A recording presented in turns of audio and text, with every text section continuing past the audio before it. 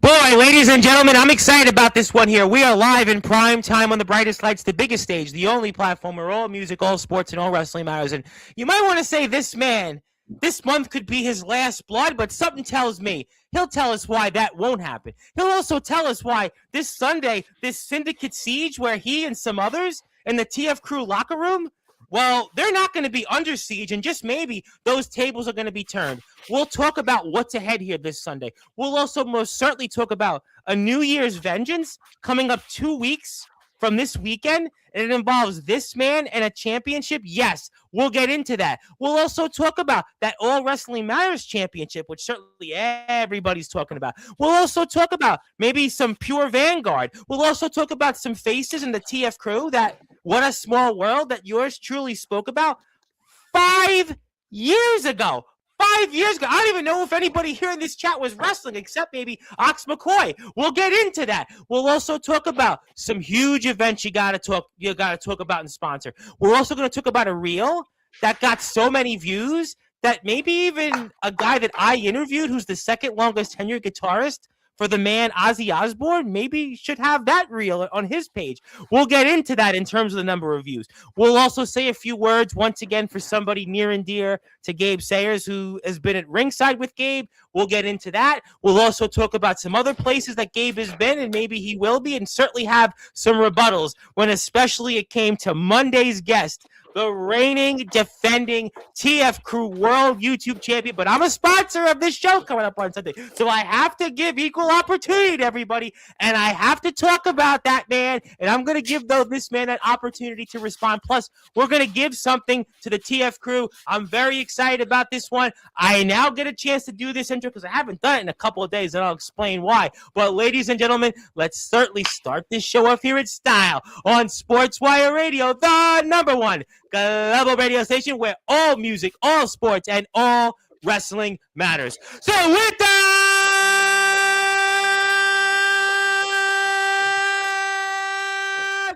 without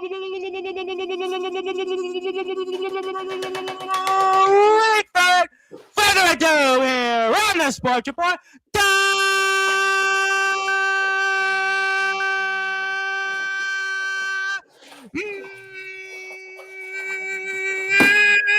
number one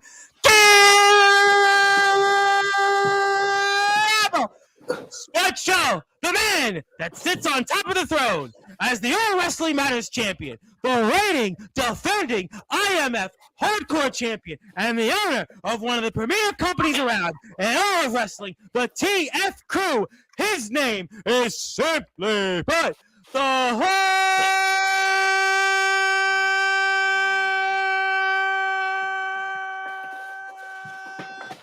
Heartstopper. Gabe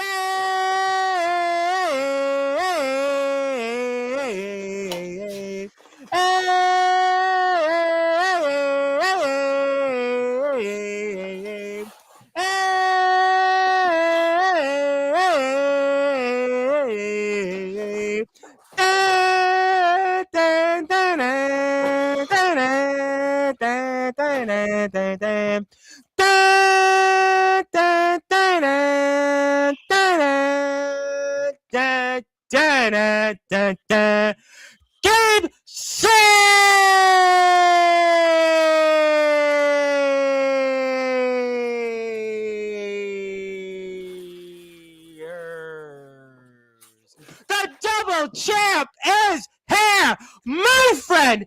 How are we doing?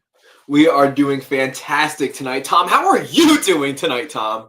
I'm doing great. I'll tell you why I'm doing great. A, you're here, as I've met you in real life, and I had other people that nobody really knows here at Sportswire actually say a lot of great things about you. So that always is certainly a good thing. I got to give that person a big shout out. Yes, it's true. But also, I get to do the intro here for the first time in a few days because I taped an interview earlier today with the bass player of the heavy metal band Tail Gunner, which maybe could use some of your views on Instagram. They got 790,000 though on their last YouTube video where we had him here, Bones, and I could. I was here doing something else pre-recorded for the band Aftermath. Couldn't do the intro, but nevertheless, I finally got to do it here. And welcome back. I'm so excited to be back, Tom. It's been way too long, as it normally is. I'm happy to be here. I'm happy to talk to the people again. I'm happy to talk to you. Happy to talk some business.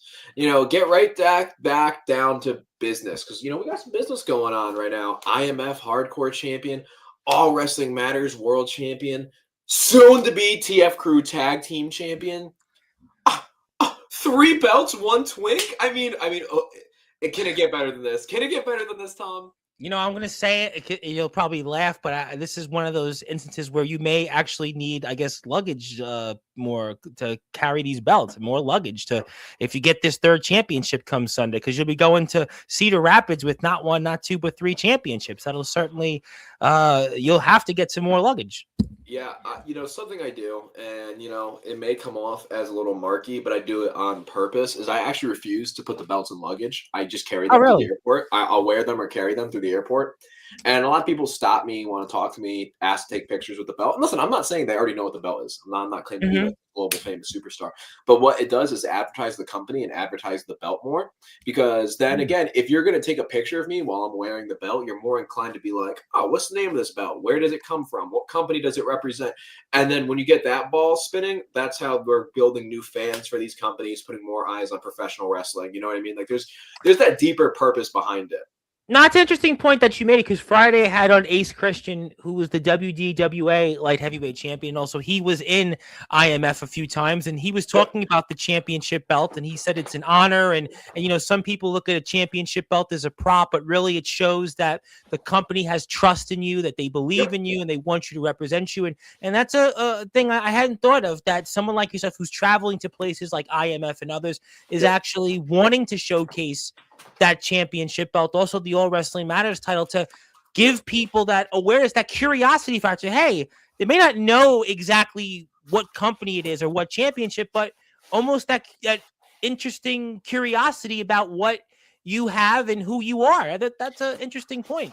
I think a great example was actually in the Cedar Rapids airport, because I had been there like twice frequently on the weekend, coming in and out for the show. I actually then, like, the flight people knew me by then, which was great. Oh, wow. And actually getting flight people come up to me, what's the belts? Okay, cool. Can I take a picture? The whole 9 yards. And they take a picture and they're like, that's awesome. Where'd you do this? I'm like, Cedar Rapids. And they're like, oh, I live really close to that. Give them the Facebook group. They like the Facebook group. I don't know Facebook. I don't understand how it works. They do whatever they do on Facebook. I tell them about the next show in January. Like, we're going to be there. Listen, will they be there? I don't know. Nobody can actually fully confirm if they'll be there or not. But again, it's like, if I can put more butts in seats, and I'm from Connecticut, there's no excuse for the rest of independent wrestling to be putting butts in seats. Go out there, advertise, just try. You know what I mean? And that's one thing, that's a service that I want to do to every company that I'm a part of, and especially IMF, because I love and support IMF so much. Oh, absolutely. Try to put more butts in seats. And even if it's just starting conversations in the Cedar Rapids airport while wearing the IMF Hardcore Championship, then I'll do that. I don't care. I have no shame. I go out there, make friendly conversation with people. They want to come to the show. I get them invested. I tell them, I'm facing the old champ Ox McCoy in January. You guys got to come out. He's here in the chat. He's here. I got to be, it's a crazy match. And they're like, really? And I'm like, yeah. And they're like, okay, cool. Give them the information. It's all that kind of stuff. My goal at the end of the day is to just push and promote every single company that I'm a part of to the max. And so being able to also be the All Wrestling Matters World Heavyweight Champion right now is also a huge part of that, because everywhere I go, I'm representing the fact that all wrestling matters. I'll be coming out with both of these belts Sunday at TF Crew. Anytime a company allows it, I'm coming out with every belt that I have, because I want to represent, I want to push it, and I want to show it off to the world, whether it's in the airport, in the ring, or just walking around. I'm always here to advertise.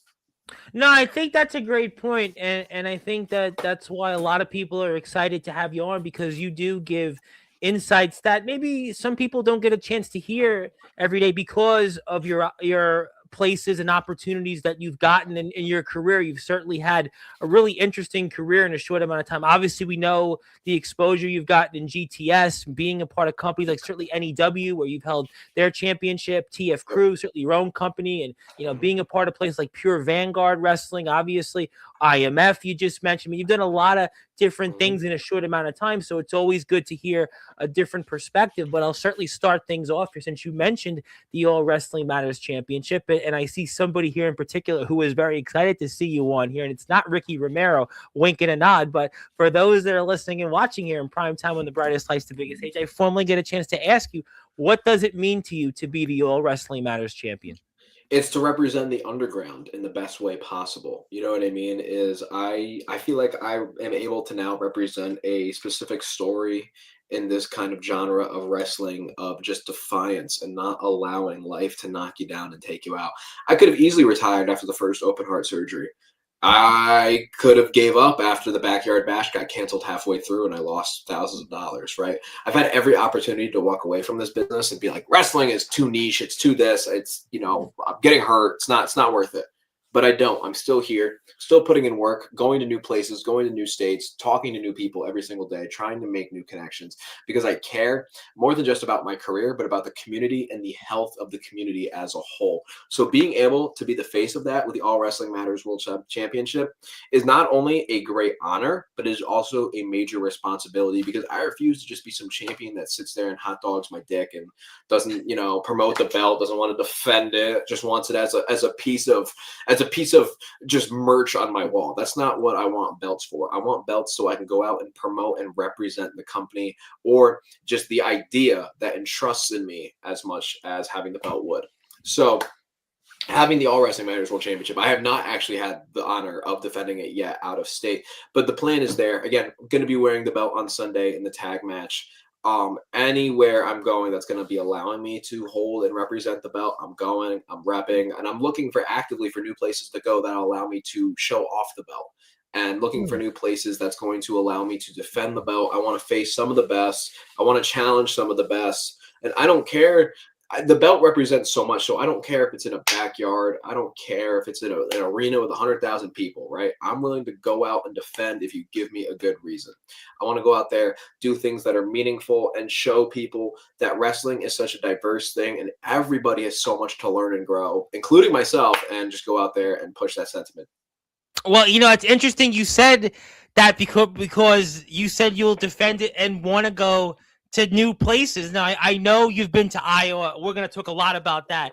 I know you've been to Massachusetts. I know you've been to other parts of Connecticut. I know you've been to New Jersey, but you say you want to go to other places, which has got me thinking because I do a lot in places like the great states of Pennsylvania, West Virginia, Ohio, and you have that All Wrestling Matters Championship, and there's a lot of wrestlers on my platform who come from those states who maybe you haven't met yet. So would that possibly mean the Heartstopper Gabe Sayers that you would possibly like to show up to some of those companies and maybe with that championship if that opportunity presented itself? Absolutely. I think that's the point of the championship. And I think that is my duty with the championship. A lot of people have different duties when they win a championship. Mine is to grow and inspire. So if it does mean showing up in places that are maybe a little smaller or a little less on the map than others, then I'm okay with that and I'm ready. No matter where it is, we figure out how to get me there and we figure out how to maximize myself as a product, whether that's through seminar, matches, defending the belt, just giving out advice, helping train people. I'm willing to do it all. Talk about social media, whatever it's got to be. I just want to go out there and push and help people because that to me is my purpose with the belt, is to put it on a bigger pedestal. But to be able to put the belt on the biggest pedestal possible, I have to go to a small company, a large company, a medium-sized company, anywhere and everywhere, all over the country, and just show off the belt to the absolute maximum, and also make sure that the belt has a positive message with it, right? I don't want to be the guy that ducks people and just lets it sit on my wall. It's just a wall piece, or make some corny videos with it, right? I want to go out there and I want people to think positively of the belt. And how are they going to think positively of the belt? They need to think positively of me. So I'm going out there, I'm inspiring, I'm training, I'm helping, I'm teaching, I'm wrestling, I'm representing. Those are all the good things that I have to do to maximize my worth and my worth with that belt.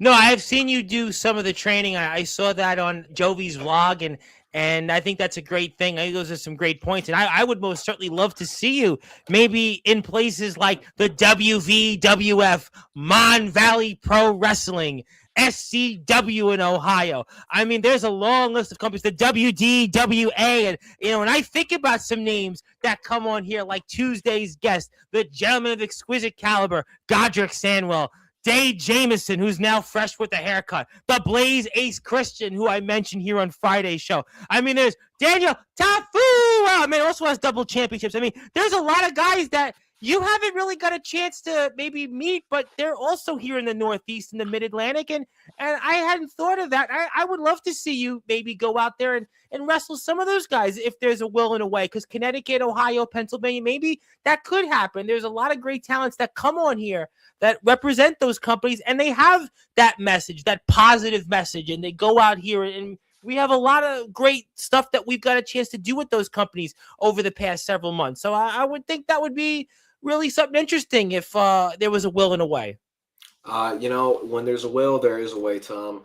And if they want me out there, business can just get done. Obviously, it's a business at the end of the day. We got to make it worth it for everybody. But I think the IMF can vouch that I go out there and I maximize my time out there, trying to work with as many different people as possible, trying to teach new skills out there, whether from wrestling to social media to life, all of it. Like, I want to go out there and I want to just make people better in every facet of their life.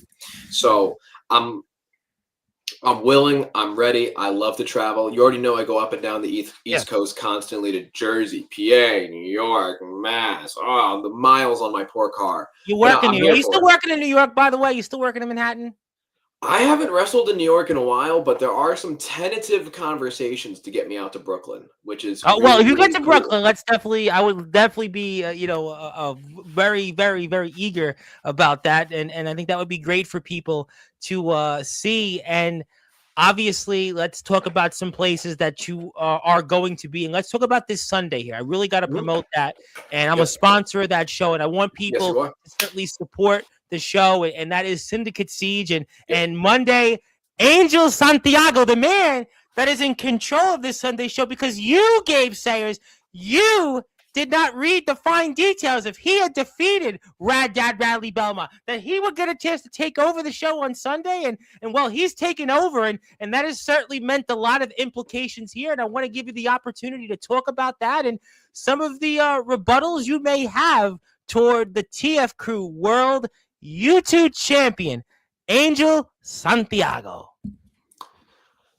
The thing with Angel hosting Syndicate Siege is obviously there is a major frustration that this corrupt, just stank ass fucking human is out here running the show. The unshaven, unwashed, uncleanly Puerto Rican bitch that Angel is. And I think, yes, listen, at the end of the day, to get Rad Dad the rematch, right? Two people have to sign a contract. So I did have to give out and accept terms that I did not want to accept to get Rad Dad that rematch. But that was all in good faith. And it disappoints me because I know Rad Dad was not at 100% health during that match. I know he had a major fever. He was going through a bunch of health issues during the match. Had wrestled he spoke about it here on Sportswire. He spoke about it. I know Rad Dad wasn't at his best, but again, Rad Dad is a brother to me, so I'm willing to put my skin out there for a brother. You know what I mean? For one of my brothers, I'm willing to put some skin out there. And if it meant that Angel hosts this show, then you know what? So be it. You know what? So be it. I'm tired of filling that building. I'm tired of buying the ring. I'm tired of getting all the sponsors and trying to get people to pay for tickets and paying all the damn talent. Sorry, y'all are expensive. No, so you know what, Angel? You do it. You do it. Cheeseburger. That could not have been cheap. Tom, let's be so for real for a second. You think cheeseburger is cheap? Hell no. No, he didn't work for just a cheeseburger. I got you. Hell no. Yeah, I got you. So you know what? Let him pay for it. You know what? Fucking, Puerto Rican inheritance must have hit or something. I don't know if it was fucking his quinceañera came up or something. I don't know where he got the money from. I don't ask. You know what? Let's go. I want to go put on an amazing show for TF Crew, represent TF Crew to the max. And guess what? You know what he couldn't take away from me? The fact that me and Mikey were #1 contenders for the tag team championship. Although he said that he may be, let's just say, paying a visit to you guys on Sunday. As much as whatever he wants, he could send the National Coast Guard at me. I frankly don't care. I have a literal pitbull as a tag partner. All right, Mikey's either gonna just destroy and just run right through. Well, he's not gonna run. He doesn't really run. He just Mikey's either gonna waddle right through. Yeah, Mikey don't need to run. Or he's gonna eat you. Okay, so frankly, I have zero issues with my pitbull of a tag team partner. I don't care who you send. You could send Jimmy Controvirgin at me. You could send Jeremy Lacroix at me. Yeah, you kick Christopher Black in the dick. You can't send him at me. I frankly, I don't care who you send at me. I'm going to get past him, just like we're going to get past the Murder. I said it in my promo against the Murder that came out recently, and I'm going to reiterate the same sentiment that us beating the Murder for the tag belts is not about putting new gold on our shoulders, technically silver, putting new belts on our shoulders, right? The point of beating the Murder is to bring freedom to the TF crew, because the Murder have held these belts for way too long, held them in a damn stranglehold, and they are not what true champions should be. Me and Mikey are going to change the perception of the tag team titles when we win them. That's what this message is all about. That's why the preparation that we had to go against CUM, the completely unstoppable machines, Louis Jr. and Sr., Deathmatch Hall of Famer, GCW Deathmatch Hall of Famer, was unbridled. I've never seen Mikey work this hard. And trust me, I had to. You ever seen like the bit where you got like the fishing rod with the cookie on the end of it? I mean, I got him.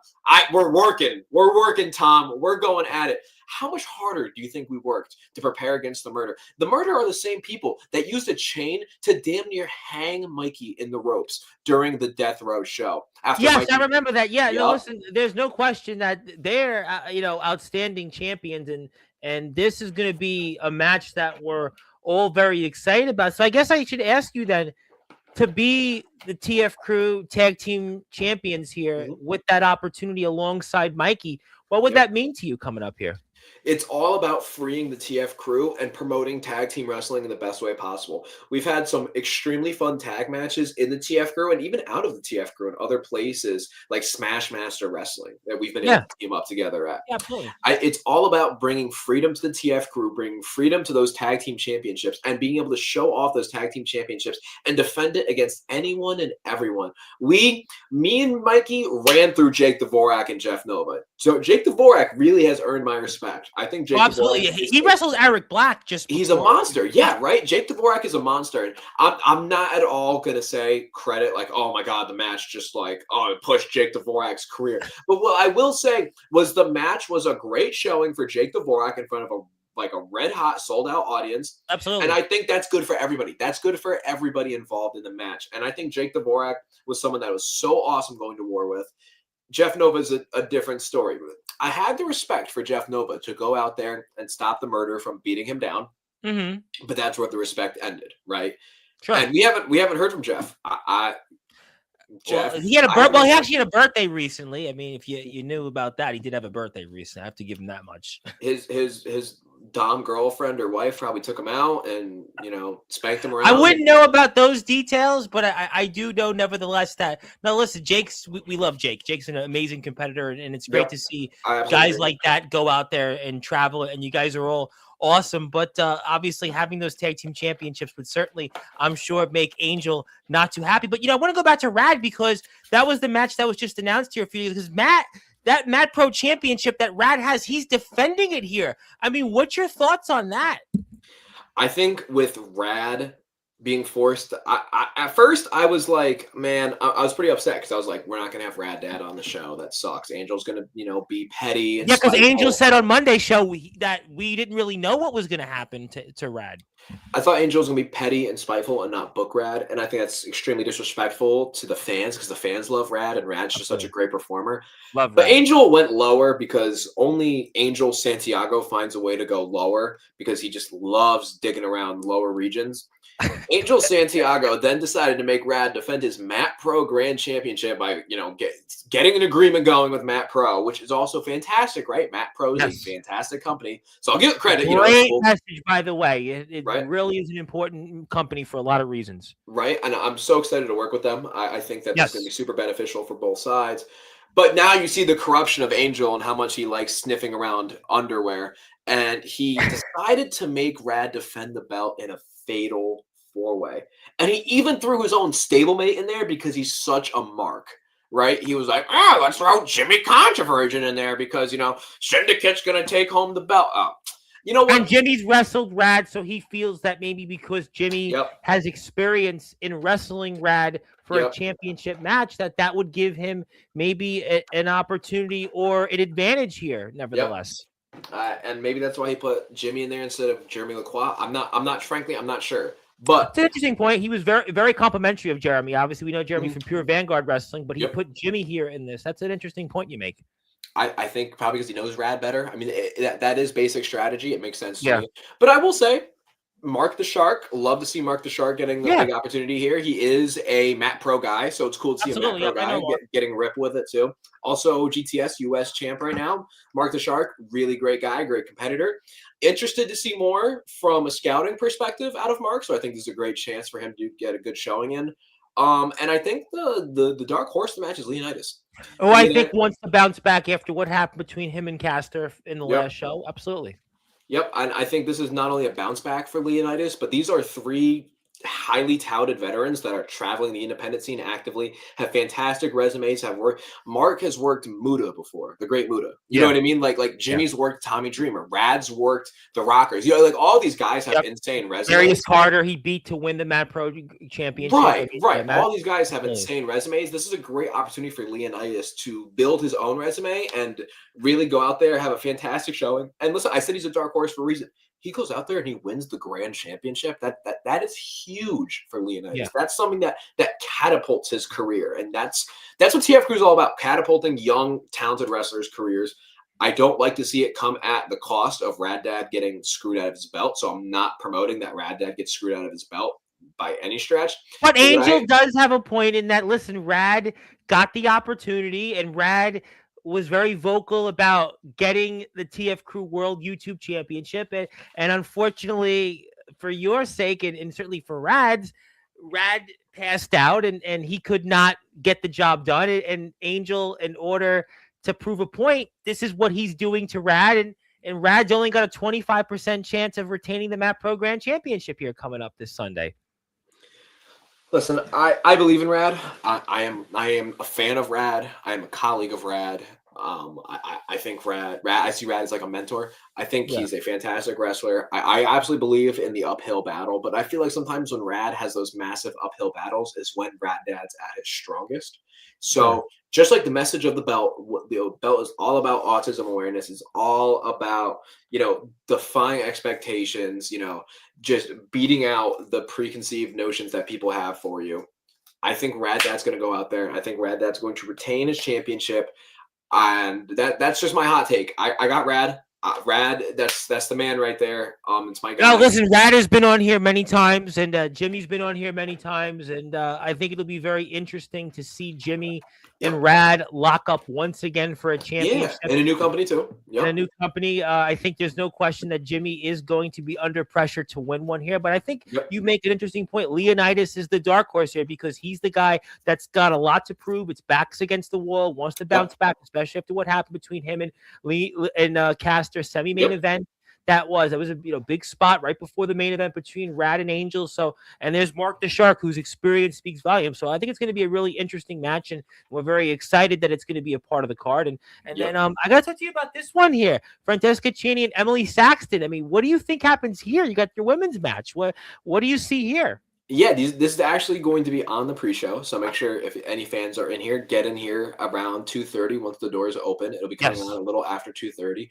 This right here is part of the morals and values of TF Crew, and I applaud Angel for getting this together, but, I also had a hand in this because, again, he may be running the show, but, Daddy's the promoter here. And first ever women's match. We've had intergender matches. First ever women's match in TF Crew history. And I wanted to give it to two super hardworking people that absolutely deserve the opportunity. Fran was actually at the last TF Crew event helping sell some Cheney merch at the last event. Fran is such a badass, such a hard worker. I got to wrestle Fran for the GTS Hardcore Championship. What an honor and opportunity it was. Fran is a badass in and out of the ring. Absolutely deserves every opportunity she gets. Also, what a great person as well. And listen, Emily Saxton may be an extremely annoying Karen. I hear it. Oh my God, trust me, I hear it. Sure. But at the end of the day, one thing that I will say that nobody can take away from Emily Saxton is that Emily Saxton is working her ass off right now to get better, improve, get herself out there. And for that fits the values, the morals, and the alignment of what the TF Crew is. We want people who are wanting to work hard and push themselves to get to bigger and better places. Well, here it is. You have an opportunity to make history in the TF Crew and be the first ever women's match. So they already have a rivalry spanning from GTS. Now it comes to the TF crew. I believe this is their third or fourth match against each other, and I'm here for it. Oh, that's Franchini great. versus No, I like MS the Jackson. familiarity. I think it's Mhm. a great opportunity here, a big crowd. I think We're it's hoping. going to be I think it is going to be a big crowd. I'm taking the high road here. We're gonna do a great job here, and I know somebody's here in the chat that I was speaking to about you that is very confident that you guys will draw a big crowd. So we know that's going to happen, and I assure everybody that they should hit the sub button for the TF crew if they haven't yet. You need to tell everybody else also to do that. That's your friends and family, and please support all the great wrestlers. They were very honored to be a sponsor of the show.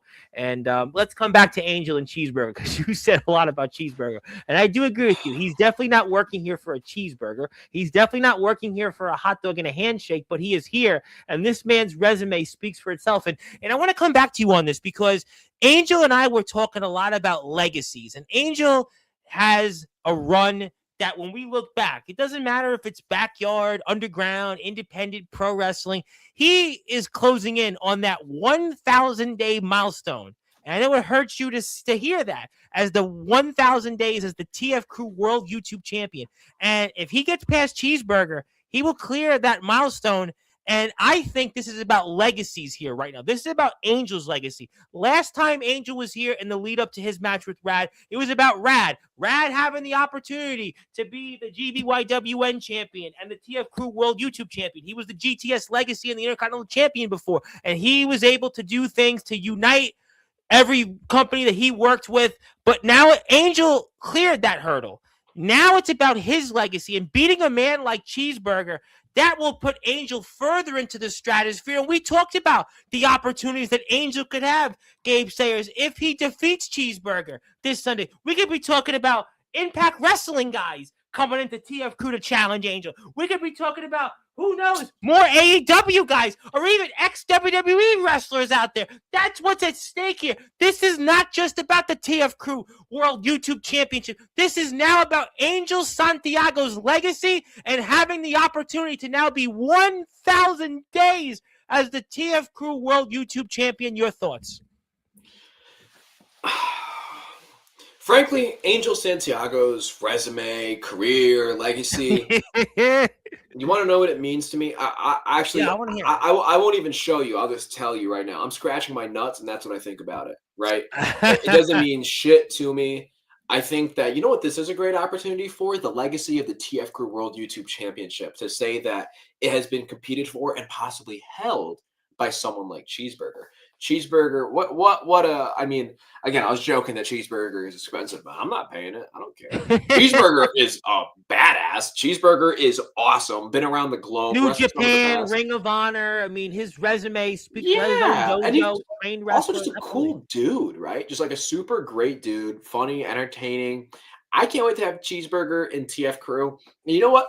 What? Fuck Angel's legacy. Let's talk about underground wrestling for a second, All right? right, I'm here for it. Bringing in a name like Cheeseburger into a company that represents the underground so vividly, like TF Crew does, Yeah. is a huge push in the right direction for this underground community, because we are showing that it's not just Joe Schmo and Jimmy Tickles in a backyard playing twinkle dicks, right? We Yeah. have wrestlers that have been on TV, maybe are still are on TV, competing against other wrestlers that are well known in this underground community, because we are rebuilding the idea and the thought process behind this community. We are all about pushing for the better of professional wrestling as a whole. Cheeseburger is somebody that not only believed enough in us, but believed enough in that message that he's now coming here to the TF Crew and competing for the TF Crew World YouTube Championship. The same TF Crew World YouTube Championship that's been competed for by guys like Mikey Anarchy, who's an underground darling, to say an underground pillar, you could say, Absolutely. right? Yeah. Mike Anarchy's a fantastic talent. He's been on here. Absolutely. Leonidas has competed for the belt before, right? Hunter Funk has competed for the belt before, right? Now you're adding a name like Cheeseburger to that list as you legitimize everybody that's ever even competed for the belt or had a sniffing shot at the belt. And I think that's the beauty of it. And I think that Cheeseburger is just the start. right? When people are saying, "Whoa, Angel Face cheese! Whoa, TF Crew got cheeseburger! Whoa, whoa, that's big and great." But once you get past the fact of how big and great that is, you realize, wow, these guys are legit. They are doing something big. They are really pushing and making a name for themselves, not only in the Connecticut scene, but in this Northeast scene. And Yeah. not only that, but they're out here bettering the community with doing things like this. Now, the underground is seeing now names that are used to be on TV, still on TV, coming around, and it should be inspiring to every company that these are all attainable things, right? When we first started TF Crew and we were in a backyard and we got shut down our show halfway through and I lost a bunch of money and I was real sad. Did anybody expect that Cheeseburger would be on one of our shows 3 years later? I No. don't think so. No. I don't think so, but that's the beauty of it. And this is just opening the door for bigger and bigger talent to be coming through. And you know what that does for the rest of the roster? Because I've heard the concerns. I've heard the concerns of, well, if you're going to bring in all these big talents, where does that leave your roster? That's a good question. Where does that leave them? And so this is a message to everyone in the underground, to everybody on the TF Crew roster. Where does that leave you? You should think deeply about your spot, because if you're so scared that a big name is going to take your spot, maybe you're not very secure within your spot. Maybe you should do a little bit of self-evaluating of what you want in this world. But I say that. But this is Angel's legacy, though. I mean, Fuck Angel's legacy. This is bigger than just that Puerto Rican unwashed bitch, right? This is about the entire company as a whole, right here. Okay.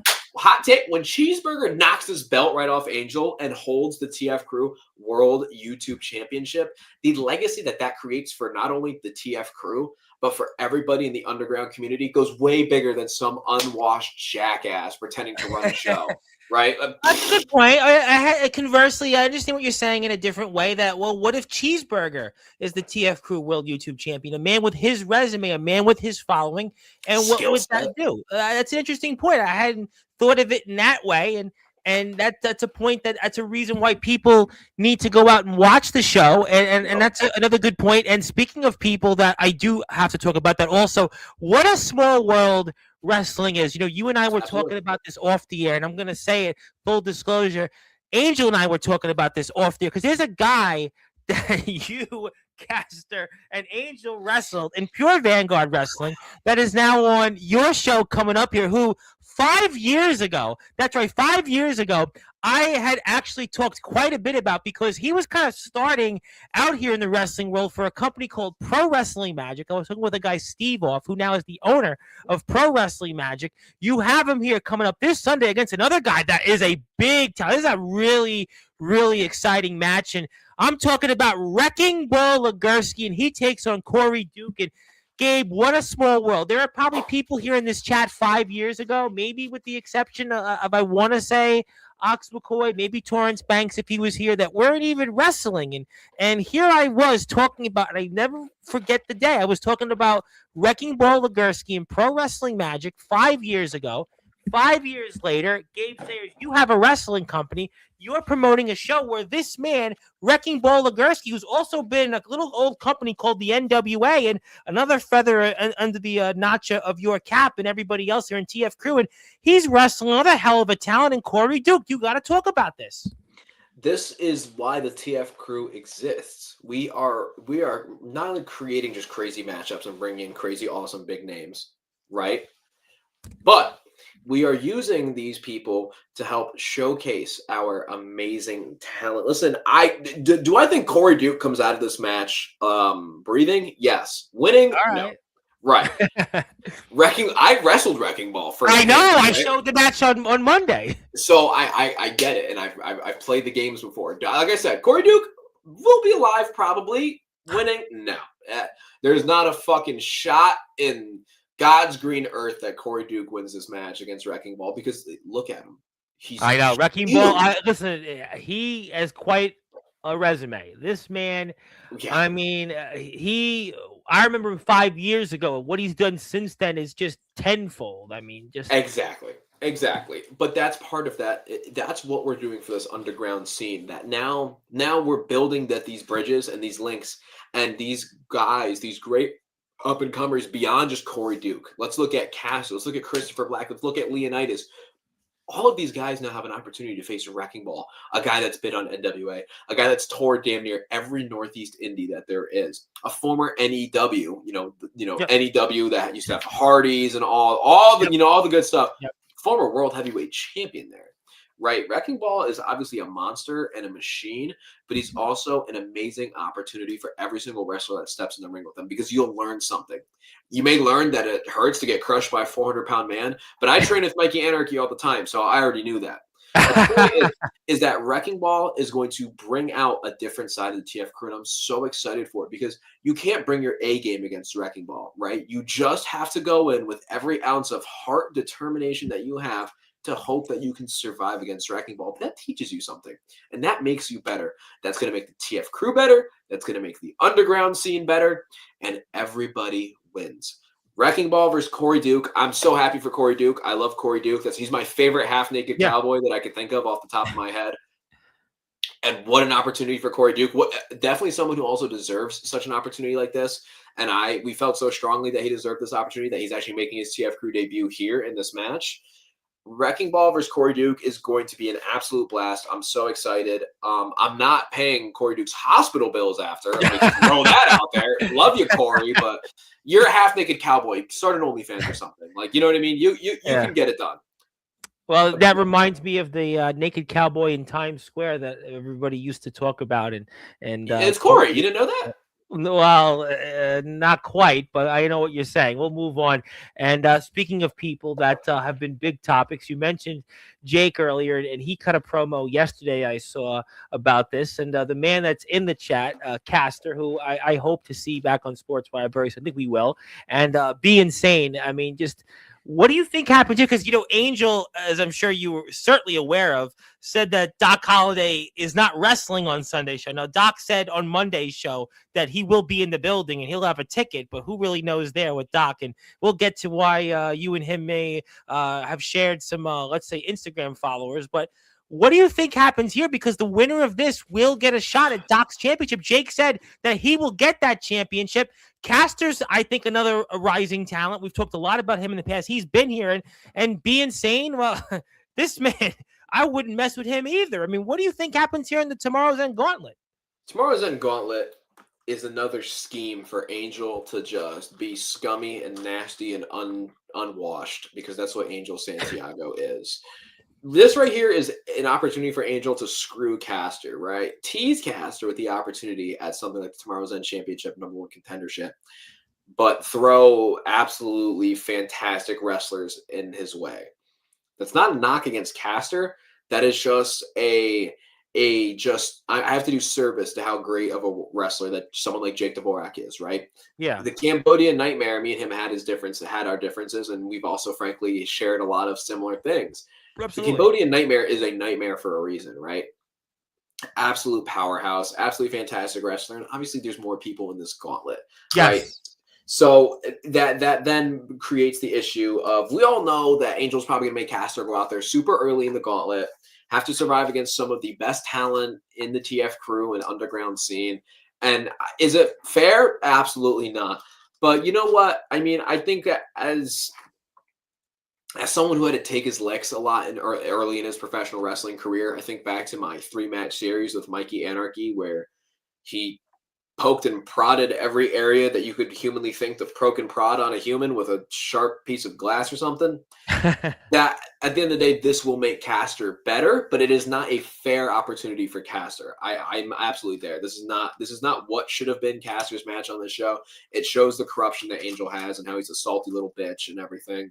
But I'm happy. But this does, to be fair, to this also stems because of what happened after Angel's match with Rad, and one of the guys that came out was Caster, who made the save, and Doc obviously was a part of that. Doc also talked a lot about on commentary his history with Rad. So the guys that came out to break up the syndicate, and Christopher Black, we know what he did, where he did the right thing. He decided he didn't want any part of that assault on Rad, and those were the guys that got punished, and Angel's in control, and that's what he decided to do.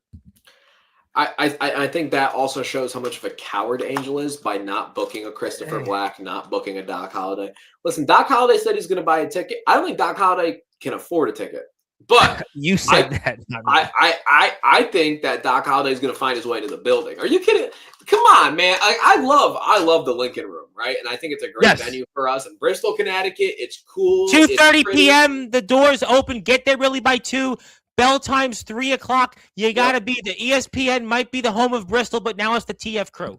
Yep, and it's a great spot, right? Absolutely. Man, I was talking to fans last show that like found ways to get in and didn't pay for a ticket and stuff. And if Joe Schmo and Jimmy Tickles can find a way into this damn building, come on, Doc Holliday's gonna get his ass in this building. And you know the best part about being on Doc Holliday's good side is he ain't gonna be coming for me. So I'm good. I'm safe. You know what I mean? I know Doc's gonna get in here, and I think I hope he gets his hands on Angel. But I see that. No, I see you're upset, and we do want to plug one more match before I get to the chat because I know a lot of people want to talk to us. I want to give the TF Crew something, and I do want to promote again here coming up that the show takes place this Sunday. It's at the Lincoln Room in beautiful Bristol, Connecticut. It is only $15. Listen, let me tell you something. I went out to dinner here last Friday and spent 3 times that much. So you can go out here for 3 times less the price and go out and watch some tremendous pro wrestling talent, some up-and-comers, some great people we've talked about on this platform for many years. Also, some guys like Cheeseburger, Wrecking Ball Legursky, and you know certainly Rad Dad, Mark DeShuck, a lot of other talents. Tony, I'm going to get to him next. I mean, going to go out there and please support the TF Crew. Please. I can't stress enough the importance of supporting wrestling shows out there because that's how we give people an opportunity to grow and thrive. So it doesn't matter what type of wrestling you like or what form. Please go out there and support all the wrestling companies. The TF Crew is giving wrestlers and fans an opportunity to live out their dreams. So please support the companies. I can't stress enough. And speaking of the Cheenies, that was the last match I wanted to get to. And what on earth do you expect here? Wow. You know, the Cheenies are good people, and you know they must be good enough people. I know Tony a little bit. Yeah. They haven't pissed off Angel, so Angel didn't give. I think this is honestly, like, I don't know who the mystery is. I'm assuming it's not going to be Kuma again, seeing as that obviously didn't go their way. Yeah, that was last show. I don't know if that's going to certainly work out. Something tells me it won't be Kuma this time, but Bloodsaw and a mystery partner versus the Cheenies does have every good reason to be a fantastic match. I mean, I mean with this with all due respect, I think Bloodsaw could pick a broomstick and it'd still be a fantastic match. Bloodsaw is that good. The Cheenies are that good. The Cheenies are also beloved in Connecticut. Do you know how many people came up to me after the show and was like, I love the Italian people. They're so great. And I'm like, Connecticut has a lot of Italians. You know that. Connecticut is, listen, I have family in Connecticut. There's still a strong heritage of Italians in Connecticut. That always was. They must have tickled something in those Italians because I had so many people. Oh my God, the Italian! I even had female fans being like, the iced tea Italian was hot, and I'm like, why are you telling me this? Like, the Cheenies are fantastic performers. We've seen it in GTS, we've seen it in TF Crew. Yes, awesome, absolutely. And Bloodsaw could pick anybody in this match is going to be amazing. And I also really think that Bloodsaw not picking his partner until the match begins is going to also be a strategic point for him because the Cheenies are smart, especially Tony Cini. That's a veteran right there. He's a guy that likes to study up on his opponent, learn about who he's wrestling, and kind of figure out how he's going to win the match from there. And if Bloodsaw is not picking his opponent until the minute of the match, there's no way to prepare for that. How do you prepare when he could pick Wrecking Ball for another match? Bloodsaw and Wrecking Ball know each other very well. Yeah, that's a great point. We talk about this all the time on Sportswire. When you can't prepare for your opponent, it doesn't matter what research you do because you can't do any. Right. He could pick Johnny Velocity from ROEW, right? Like, we have no clue. He could pick Torrance Banks. He could pick Ox McCoy. He could ask me. I'd probably say no. But I'd be pretty cool if he asked me. I mean, he could pick anybody. He could pick a fan out of the crowd. Like, you just don't know. He could pick Grimm, right? Like, the opportunities are genuinely endless. And that is. But not Kuma. You don't think Kuma. I would say my money's not on Kuma. Not after last time, yeah. I would say there's a better chance of Omen Black getting picked or even Sean Jovi getting picked over Kuma. They're here in the chat. I mean, I'm going to get to them. They're all waiting to talk to you. No, I got that. I mean, we're going to give them that opportunity. I promise. But I think it's an interesting match. Still, listen, I really am excited about this card. I know I've said this a bunch of times over the years with you guys, but I really think this card is just a culmination of what you guys have done here these last few years, which is why I'm really excited to be a sponsor. And I one more time really want to encourage people to please hit the sub button for the TF Crew. Please follow them on Instagram. Please check them out. And if you are in the area nearby in Bristol, please go out there and buy a ticket. It's only $15. I cannot stress enough the importance of going out there and supporting wrestling companies. It doesn't matter where they wrestle and what type of, if it's family friendly, if it's underground, if it's a little mixture of both or whatever you like, pro wrestling, backyard, underground, please support these companies. They're giving people an opportunity, and that's what it's about, to give people an opportunity to live their dreams and to give our wrestling fans and our wrestlers that opportunity to network. So we're here with Gabe Sayers. I'm going to get to the chat because I got to plug a few more things with the TF Crew, and the champ is getting out his belts. Well, at least I'm not bringing up his Washington Commanders. But that's All okay. right, Tom. You always had to hit a low blow, didn't you? Low Listen, blow. I'm in New York. Tom. Listen, I got to be honest with you. I'm in New York, and I don't claim the Jets and Giants. If it makes you feel better, I always tell people they play in New Jersey. We sweep the Giants at least. The Giants are just. We sweep those. Listen, I always tell people I don't even claim them, but we'll get to other people. Speaking of people that haven't met you before, but have seen you here in the past, is the one and only Chase Wakefield. This guy has become one of my favorites in the scene. Keep killing it, brother. Thank you, Chase. And Chase has had his own super show that we hope to see out there. I do want to say hello to my friend who's a big fan of yours, Gabe. Thinks you're very sexy. Anastasia Rasinia, all the way out there in California, who said we're a big fan of yours.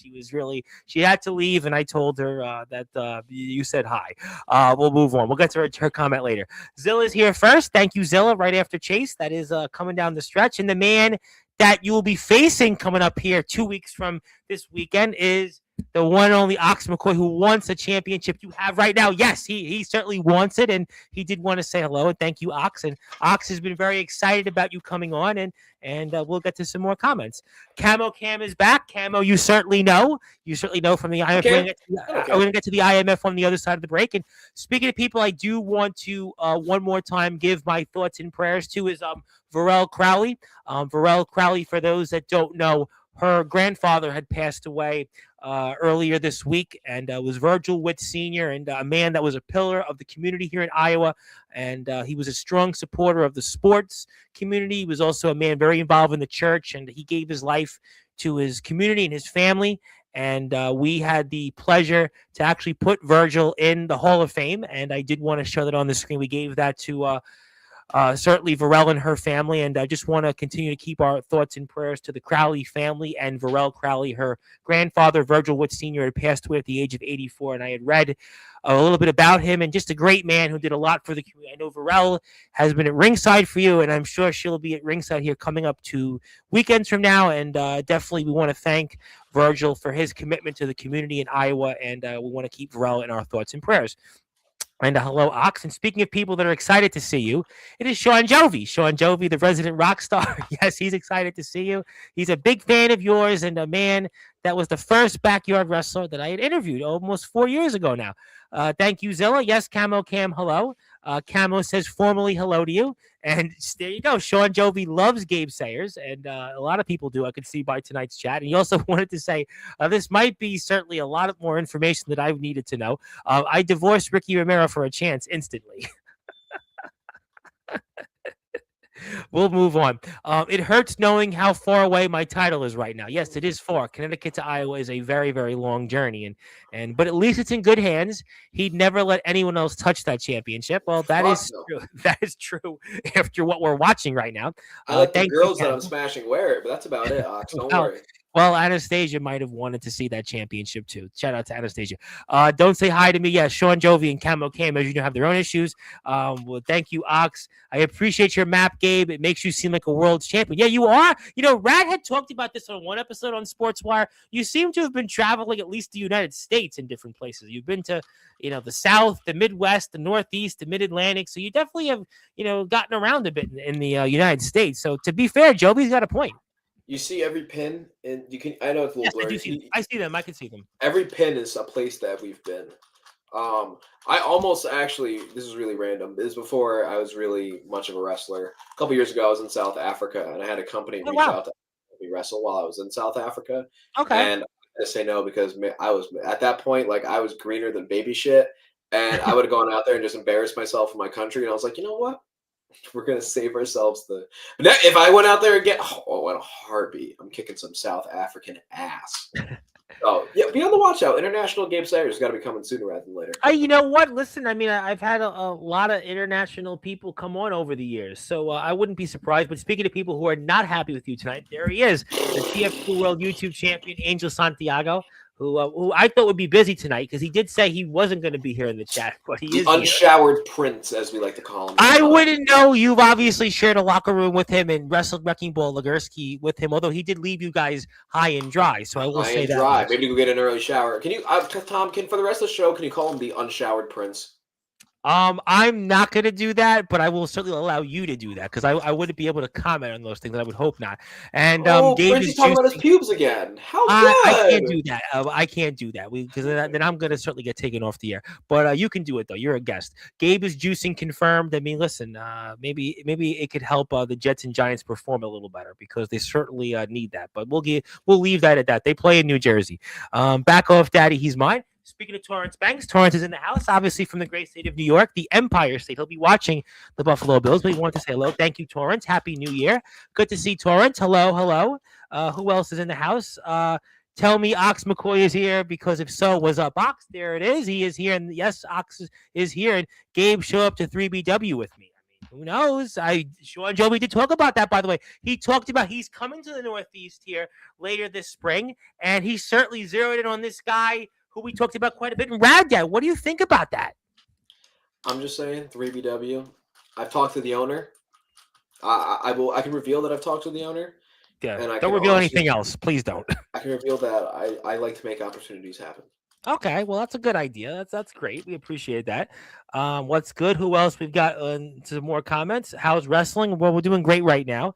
And my former employer is calling me Steven Saperstein. Steve, I'm on Sportswire. I'm tempted to take the call right now for the chat. I don't know if I should do that. If the chat wants it, let me know. I think let's not do it. If he can give me a new job, I'm tired of my. No, he has family. He has family who are real estate developers. But let's not reveal those ties here. I'm more communication. If he can grab me a little HR social media job. Steve would freak out. He would flip out and crap in his pants. Kind of like what you say about Angel Santiago would be Saperstein right now. We'll not do that. Prince. Yeah. No, he would crap in his pants if I actually took the call. I'd mark that if you defended the old Wrestling Matters Championship at a GBYWM reunion show. We talked about that earlier.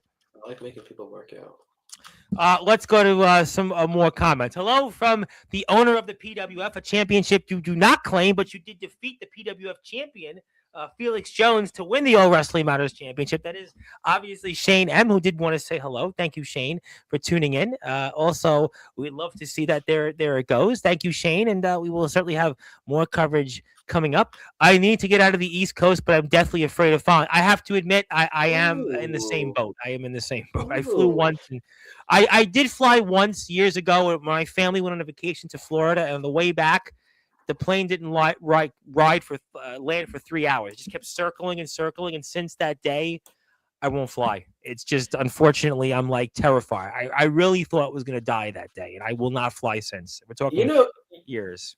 Tom. Yes. That I don't know if you knew, but I am planning and putting some things together. Something that could be dubbed an underground cup. Putting. I honestly didn't know. I had no idea. I haven't made any announcements about it or anything crazy, but I've been putting little words into people's ears about an underground cup and bringing some new people to the Northeast. And I think we have to make Ox McCoy get over that fear of flying. I think you'd agree with me on that. I would love to see it, but I understand him when it comes to the fear of flying. I really actually do understand him on that. So we'll see. I would love to see a underground cup. That's a great idea because I had not heard that before. No, seriously, I had no idea that you had thought about that, and I think that would be an interesting concept. And he does want to get down to Texas. Yeah, that Texas is an interesting place. My friend actually just came back from Texas. My buddy Joe Roses went from Brooklyn to Houston. He loved Texas. He loved the food, by the way. But we'll not talk about the food because then Joe will want to eat more food. Me too, Ox, but a potential shot at Rad that is worth the risk. And Ox McCoy East Coast tour would be dope. Absolutely agreed. There you go. Oh, by the way, let me give a big plug to somebody, and that's a guy, Rick Del Santo. Why is Rick important? Because Rick is very important when it comes to places like Pure Vanguard Wrestling, PAPW. And Yep. he's one of those guys that is really at the fabric of why we love wrestling. And he has done a lot. And what a small world it is, Gabe, because I was talking with Rick, and I've known Rick. He knows some of the people that come on here in the WVWF, like Miss Courtney Wood. And, we were talking about some different things. And, he had followed me on TikTok. He's also interviewed some different people. Sick Boy, I think he had interviewed Jumpin' Jim Brunzell. And, I've interviewed some of those names. And he was really impressed with what you've done in the TF crew. And he's going to be showing up to the show you guys are putting on in Milford, Connecticut, the Milford Mall, which is another show I'm sponsoring. And I want to give some praise to Rick. I love Rick. Rick's a great guy. Rick's been to the TF crew before. He's going to be back. Love Rick. Great mind for the business. Great guy helping uplift, younger and newer talent, which is very. Love Rick. Good dude. Yes, and he said you guys are great networkers. He doesn't understand much of the backyard wrestling, and I just told him long story, and we'll move on. But Rick loves you guys, loves what you bring to the table, and I couldn't agree more.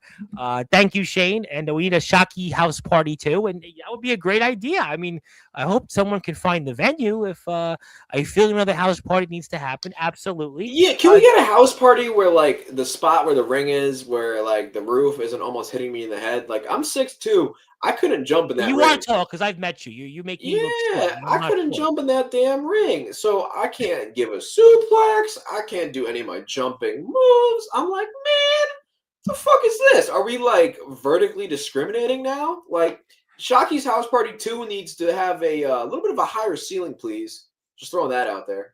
Well, we have to find out. Hopefully, they'll have it again, and that's a great point. And I agree with Torrance. Yes, and hi, Shane. How is a flag that represents Let's Go Pillars? Great chemistry between both those guys. Absolutely. Please hit the sub button for the TF crew. I would really encourage you to do that. Like I said, Anastasia is a big fan of yours, and she was shy, but really wanted to say that you were the sexy person. Just saying. She signed off, but she did want to point that out. Thank you, Anastasia. Ox Rush. Well, we have fans out there in different places. Ox is treating me great. Here to talk business with a boss to come to the PWF in Iowa. Who knows? He may have ability for IMF. I'm going to get to the IMF shortly. Rush, I love your vodka. I was just in a Zoom and they were talking about Stoli and some of the other Russian vodkas. Stoli! Yeah. Jimmy Tickles in the backyard is a legend, though. I mean, Jimmy Tickles. Well, I mean, maybe the next Copper Dragon video will have a Jimmy Tickles match. I just watched the one in NCW, which was very good, but who knows? Not my vodka, Ox. I'm just here for business and unwashed. We're going to leave that at that. We are not going to repeat that comment. I was in Parade Magazine last weekend. Please, just like some people in the IMF group on Facebook wanted me to bring on a certain wrestler that we shall not be named. And I'm like, no, we're in the mainstream media. I got a question for Gabe, though. Tuna casserole. Am I right? Now, that's an interesting segue because I do have to plug Gabe. You are a worldwide sensation, not just in wrestling, but on social media, because I understand you have a Instagram reel that wound up getting 186,000 views and 52,000 likes. You may want to talk about how you became a worldwide sensation. Yeah, I'll brag for a second. I appreciate that. So that video actually did about 560K right there, which is awesome, 500,000. And then I actually posted a trial reel, which has not popped up on my main profile yet, but I will put it on my main profile soon. But a trial reel is just something that only goes to non-followers. And I uploaded a trial reel of the same bit from this video that ended up doing 2.3 million views. You showed me off the air. You were like, "This is what it really got," and I was like, "Wow, that's even more than my guest that came on here earlier today, which we taped for the band Tail Gunner, which has a video with 800,000 views, and then Gus G, who played for Ozzy Osbourne out of Ozzy. I don't even think he hit that many views yet, so that's impressive. I think I have to give credit where credit's due. I have a great editor. And I also think I have two really great friends that are willing to eat my shitty white people food. And I've never ate tuna casserole though. I got to be honest. I never had it before. You ain't white enough. You ain't white enough. I have much. Yeah, I know that. I know that. Listen, that I know. I got that. But I mean, I've had tuna. I had tuna fish once when I was 7. I never forget in Brooklyn. We were kind of poor in that time. Now definitely we can afford a $500 steak. But in those days, remember one time my dad's like, "You got to have a tuna sandwich," and I had it. And it was the worst thing I ever had in my life. So anything with tuna, and we have Hubie Jenkins from the EWA, who's all about the tuna dogs, and you had tuna casserole. But lucky for you, you went viral. But who knows? This video is all about breaking some racial barriers, and you know what? Sometimes you gotta let your white homies. I'm a mayo roach. I'll admit it. And you gotta let your white homies cook for your black homies, and that's what it was. You know what I mean? I was putting my black homies on this a little cracker culture, as I like to call it. And my cracker culture was tuna casserole, because that was a staple of my childhood. So made a tuna casserole for them, and they were not happy about the seasoning level. But once they got the seasoning, they were happy, and they said it was edible. And that's what it's all about, baby. We don't care what color you are. We just want to film you eating my tuna casserole so I can get views. You know what I mean? No, I got that, but I'm happy that you guys got the views. But I'm definitely not having tuna casserole. That's for sure. And thank you, Caster, for giving us some levity here on Sportswire. Yeah, that's certainly the case. We appreciate that honesty there. Let's get to some more comments here. Yeah, that is definitely some stuff there. It will be a banger, though. Yeah, there's a lot of bangers coming up here for the TF crew. But did that Goya make it better? Well, we'll leave that at that. Thank you. Probably. Goya won the battle. My toilet suffered from the war. That's a great way to sum that up. I would absolutely say that's why we will see Caster on here very soon on Sportswire, and hopefully we'll not talk about tuna casserole, because we're not having tuna. Listen, Hubie Jenkins. I gotta tell you why. Hubie Jenkins of the EWA with his tuna dogs, you and the tuna casseroles. I can't do it. There's no tuna. When I was 7, we talked about flying, right? I will not fly after what happened all those years ago. The one time we went on a family vacation, the plane wouldn't land. When I was 7, the tuna sandwich was the worst thing. I could still smell it from a mile away. No tuna on Sportswire, please. I did sponsor the show. If you need a few dollars, I will buy you a better sandwich than tuna. Let's go here. Let's seriously. Let's go. And I've had on the millionaires that have come on here. You want me to bum them for $10? Gus G played for Ozzy. I'm sure he's in Ozzy's will. I mean, we can find a way to get you guys not to have tuna casserole. Actually, Gus is definitely not in Ozzy's will, but the point is he played for Ozzy. I'm sure he can spare a few bucks. Tom, for you, Tom, next video of cooking white people food for my black friends, I'll make sure it's not tuna. Just for you. Well, you can do it because you got 580-something thousand views, but I'm just not going to have sponsor. Not on your Instagram. Just TF Crew. I'm the owner of TF Crew. It all connects. No, stop. Listen, let's no tuna, Tom. Just for you. Well, there you go. No, you can do whatever you want. We love you and keep doing what you're doing because you're obviously getting the views. Hubie needs to give Gabe a tuna dog recipe. I would hope not. Tuna. Yeah, great point. Because I'm completely confused on it. Damn. But please hit the sub button. Well, I don't know about that. No tuna. Big boy. No tuna. Yes, please, no tuna. Thank you, Caster, for adding levity. No tuna. I never got the tuna vibe. 1 pound flesh, I think he meant, right?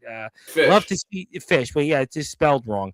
I would love to see Johnny and TF Crew, but Johnny's career is coming to an end. We don't know where Johnny's going next. And thank you. There is Omen Black. Omen is here. Omen. He said hello. Velocity versus Sean Jovi could still happen. Yes. Omen and TF Crew would be very interesting. Well, we'll have to find out where and what's going to happen. He is a free agent, and I'm sure that could be something we'll talk about soon on Sportswire. How has he been? How's free agency treating you? Sending my prayers and condolences to the Varel Crowley family. Thank you. Thank you, Zilla, for adding some levity here, and we appreciate that very much. We're very sad that Omen Black is not wrestling in IMF. I agree with you on that. And Andrew Lovelace, another guy that you could defend the All Wrestling Matters Championship in from the great state of Pennsylvania and other places, was definitely interested in your All Wrestling Matters Championship. It was here, I think, right after Mon Valley's show on Sunday. Copper Dragon, speaking of the good doctor, like Doc Gooden, the good Copper Dragon is in the house. Good to see you, Gabe. Yes, love I love Copper Dragon. I'm a sponsor of all of his stuff each month. I pay the $5 a month. We love Copper. Thank you, Copper, for being here. Cup, you say Underground Cup. That got Andrew Lovelace talking. Oh, Tom, you pay for that? You pay for the Patreon? $5 a month. Yeah, I pay for it. And then you do some politics, so you'll be able to help me out with it. No, I don't do the politics, but I love you a match like to talk about. I mean, can you politic something for me, Tom? I need to hit a 7-star match. I've gotten 6.8 twice, Tom. I can't. 6.8. Johnny, well, you know, I have a way you can politic that. Johnny Velocity's here. He's gotten the 7 stars with him and CJ Black. You could talk to Johnny about how to get the 7 stars because he's gotten a 7-star match. I don't need to talk to no Johnny fucking Velocity and their fucking pre-taped dick eating. No, I think I did the research. I have the highest rated live. You know what live means? Paying fans. I have the highest rated live match in his history, which is fire. But Daddy wants a 7-star match. Well, 6.8 twice. Mr. Dragon is here. He is here. He is listening to this, and I would love to see him back on. And speaking of people that heard about Underground Cup and your championships, Daniel Tafura, the USWA Universal Champion and the WWF Hybrid Champion who wants to win a 3rd championship like you this coming weekend. He wants the WWF King of the Mountain Championship, and he wanted to say hello, and he heard about your championships, and everybody seems to have heard about them. Thank you, and yes, and hopefully we'll see you here on Sportswire. And ready for the 24th. We're going to talk about that next. Thank you for that. We're going to talk about that next. And the tuna fish. Yeah, tuna fish sandwiches. Some people like them. You know, look, I mean, my dad did like tuna sandwiches when he was alive. So you got to be like talking to him more than me at this point, Gabe. So, you know, maybe that'll, help. But also, I am Samoan, and I've had it. You got to make it right. It's all about the texture and the right ingredients. So, Daniel Tafura likes tuna fish. He likes tuna, so somebody likes it out there. What can I say? There are tuna fans. Listen, growing up, I wasn't having tuna, but you have the hardcore championship. Omen accomplished his goal in IMF, and there's no point in staying. I'm sure we'll talk about that very soon on Sportswire. Kept in the back. You know, I never thought on Sportswire an episode with Gabe Sayers would turn into tuna talk, but hey, it's I blame Hubie Jenkins because Hubie Jenkins came up with the tuna dog, and he made a short of it on YouTube. You made a tuna casserole, which hit over 500,000 views, and now it seems like the chat is almost doing their own version of the wave and talking about tuna. I will not though have tuna. I can assure you of that. That's for sure. But you can have it, Gabe. And in the words of Tommy Dreamer, who Jimmy Controversy wrestled, you could say, "May I have another reel that hits 500,000 views?" Please. Yes, hello to Daniel Tafura. Yes, and hello Zilla. Thank you for the kind words. Yes, a lot of people here tonight for you. Not surprised. I'm paying the tuna driver. If there is a tuna driver move, I feel like somebody did name it somewhere. I love tuna salad, but I love some chopped cheese. I have to make people laugh for a minute. I know I'm going to get to IMF, and I got to give something to you. But I was in Outback Steakhouse about 2.5 weeks ago. One of my friends, and we were all ordering, we ordered a steak and whatever it was. And you know what the one guy orders? A grilled cheese sandwich at Outback Steakhouse. You got to be kidding me. At Outback Steakhouse, you order a grilled cheese sandwich? Boy, that's just my gripe there. Can't say I've ever had tuna, but do like a good beer. You know what? That's a fair point. I was signed with X's company, and I was waiting for Y's company too. Well, listen, I mean, everybody wants to go somewhere, I suppose. And laugh out loud. You've definitely come close, Gabe. I'm rooting for you, man. See, Copper heard the message. Give it to me, Dragon. He heard it. He heard the message. Now, Daniel Tafura, just want to let you know this. Instead of a 7-star, he can give you a 10-star match if you want one. You got to put down the fucking tuna casserole, big boy. We got to He's a big man. Match. He's a big man. He's a big man. We gotta last the entire match. I want to see the tuna casserole eating demon go against the sick dragon Il Drago. Yeah, you know what? They know each other. A Samoan fight. Maybe I would love to see that. Absolutely. No, listen, I mean, we've talked a lot about that over the months. They've gotten to know each other and some of the other people. Angel talked about going to Iowa on Monday. Did you hear about that? He wants to copy me. He wants to follow me because Angel's a Well, follower. he did feel that if you went there, because he is the TF Crew World YouTube Champion, that he would be even more successful in showing up to Iowa. And he did have his problems with the people in Iowa, which I vehemently disagree, because I love all 50 states and I love everybody that comes here from different places. But Angel certainly had his opinions about Iowa, but I happen to love the state of Iowa. Angel would probably stick out like a sore thumb in Iowa, and I don't need to explain why. Okay, next comment. I understand the point. We are not going there. We were in Parade Magazine this past weekend, and I have on next week the one and only Mark Farner of Grand Funk Railroad. I mean, so we're not going to certainly upset that apple cart. And I had David Ellefson, the founding member of arguably the premier thrash band ever in Megadeth, come on Sportswire. So we're going to certainly make sure we don't mention Company X, Company Y, and certain people coming into different states and referencing different things. We are not doing that here. That's where yours truly will step in. Real Tafua says you get a 10 out of 10. Johnny 205 Live. Why don't I get a fucking 10, Copper? Well, that sounds, yeah, we're not going there. Thank you, Omen, for giving us levity. I can last longer than what you think. I can probably go longer than you. Johnny Revolver here. And what incarnation? Yes. Okay, all right. We're going to move on here because I got to talk about IMF. I got a few other things to plug, but I want to give this a TF Crew because it's time to do it, because you guys, as a company, joined the Sportswire Radio Hall of Fame. We're blessed. We're honored. Thank you, Tom. I very much appreciate that. Yes, we're sponsoring next show. Don't worry about it. Oh shit! Now we're gonna see. I sit up now, Tom. You got it. I'm joking, of course. No, we love you guys. We wanted to give you this.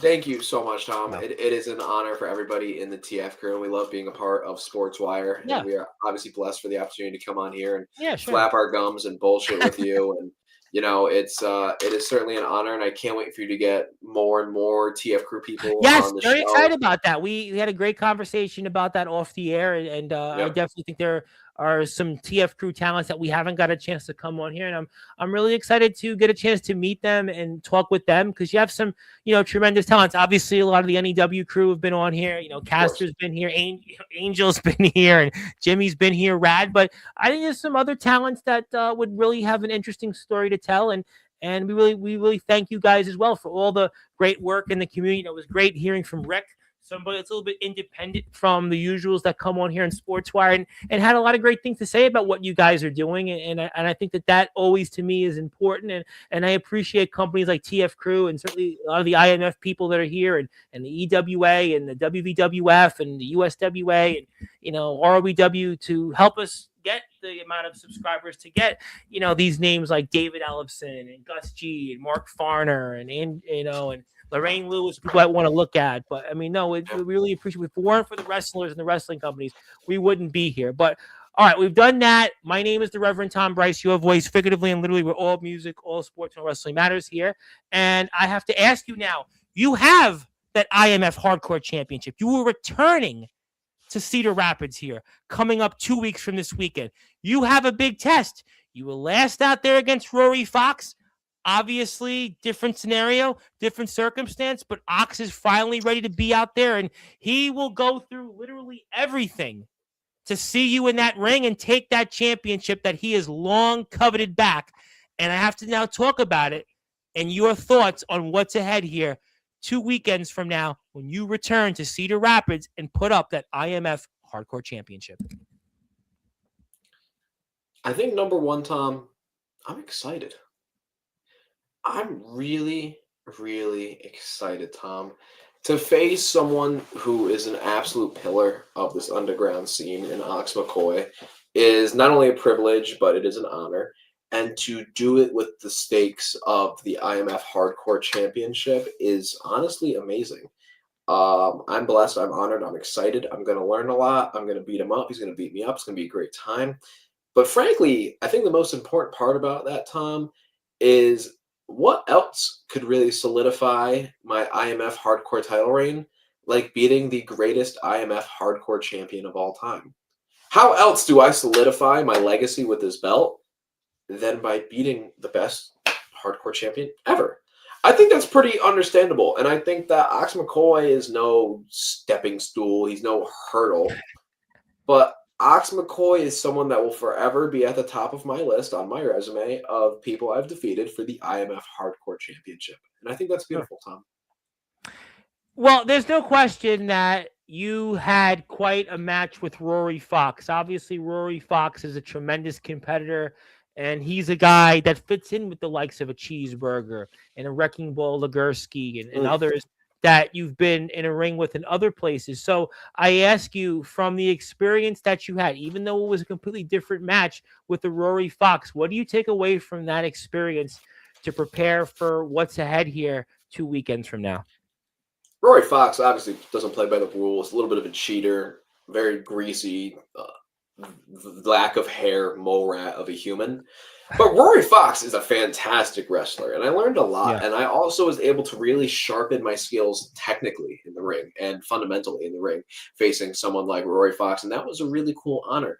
And then I found out that Rory Fox's penis was live on WWE television, which I didn't know. I didn't know that until then I saw the clip on Twitter, and I did know that.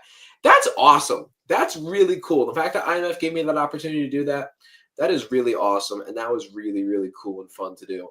Obviously, he cheated to win because, like I said, he's a naked mole rat of a human being who can't do anything himself. But at the end of the day, that is really cool.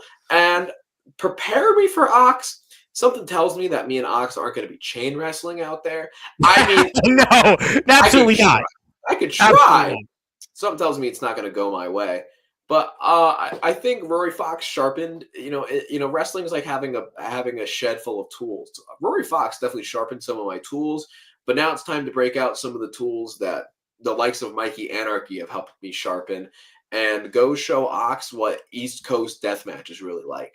This ain't no Midwest tuna dog eating. This ain't no, what do they call it? Puppy chow out there. What do they call their things out there? What is the made rights or whatever y'all call your damn fucking chopped cheese wannabe sandwiches? We're gonna show them some East Coast death. You know what I mean? This ain't no West Coast. This ain't no Midwest. This ain't no South. This is the East Coast, the premiere of wrestling, right? Sure. The best wrestling happens to the East Coast. I hate to break your heart, and I can't wait to show that to Ox McCoy.